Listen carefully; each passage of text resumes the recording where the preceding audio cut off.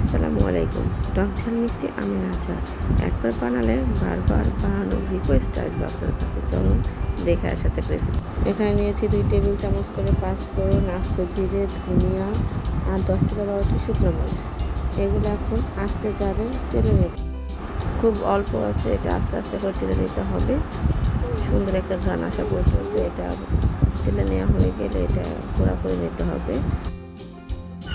পরিমাণ মতো সরিষার তেল নিয়েছি। এর মধ্যে এখন আস্ত রসুন ছেঁচে দিয়ে দিয়েছি।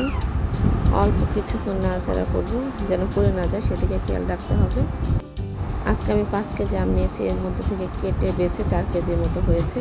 সেই হিসাবে আমি মশলাপাতি নিয়েছি। আপনারা যদি আম কম বেশি হয় সেই হিসাবে মশলাপাতিও একটু কম বেশি করে নেবেন।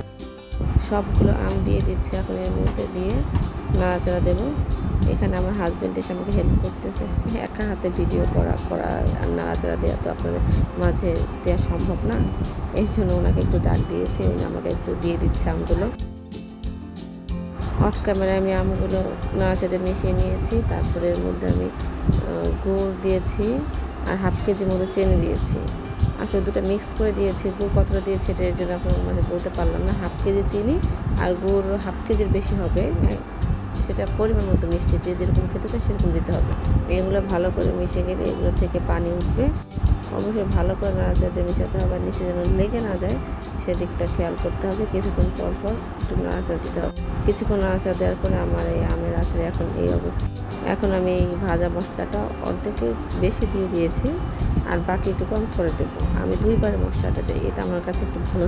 এখন এই অর্ধেকের বেশি যে মশলা দিয়েছি এটা দিয়ে সুন্দর করে নাড়াচাড়া দিয়ে নেবো, নাড়াচাড়া দিয়ে মিশিয়ে নেব। একা হাতে ভিডিও করাতে আপনাদের কাছে হয়তো সম্পূর্ণ নাড়াচাড়া বা দেখাতে পারি না, যাই হোক কিছু মনে করবেন না। কিন্তু এই রেসিপি ট্রাই করে একবার বানিয়ে দেখবেন, সবার মন জয় করতে পারবেন। এই আচারটা আমার প্রতি বছরই 8 থেকে 10 কেজি আমের আচার বানাতে হয়। এটা এত মজা হয় যা বলার মতো না। এখন আমার এই আচারের এখন এই অবস্থা। এখন এর মধ্যে আমি 2 চামচের মতো ভিনেগার দেবো। তার আগে আমি যে বাকি মশলাটুকু ছিল ওইটুকু দিয়ে দিয়েছি। ভিনেগারটা দিয়ে দেওয়ার পরে আমি ভালো করে নাড়াচাড়া দিয়ে দেবো এবং আমি একটু শুকনো শুকনো করে নামাই, একদম ভিজা ভিজা রাখি না, এতে রোদে দিতে হয় না। দেখুন আমার এখন আচারের অবস্থা। এটা আমি আরও কিছুক্ষণ নাড়াচাড়া দেবো, আরও কিছুক্ষণ নাড়াচাড়া দিয়ে নামিয়ে ফেলবো।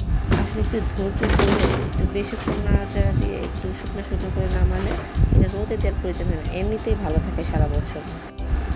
এই আচারে আমার ফাইনাল লুক নাড়াচাড়া নামানোর পরে আমি এই আচারটা সারা বছর আমি নর্মাল ফ্রিজে রেখে খাই, নষ্ট হয় না। আমার চ্যানেলটা সাবস্ক্রাইব করে সবাই আমার পাশে থাকবেন। আর যদি ফেসবুক থেকে দেখে থাকেন অবশ্যই আমার পেজটা ফলো করবেন এবং লাইক করবেন। আল্লাহ হাফেজ সবাইকে।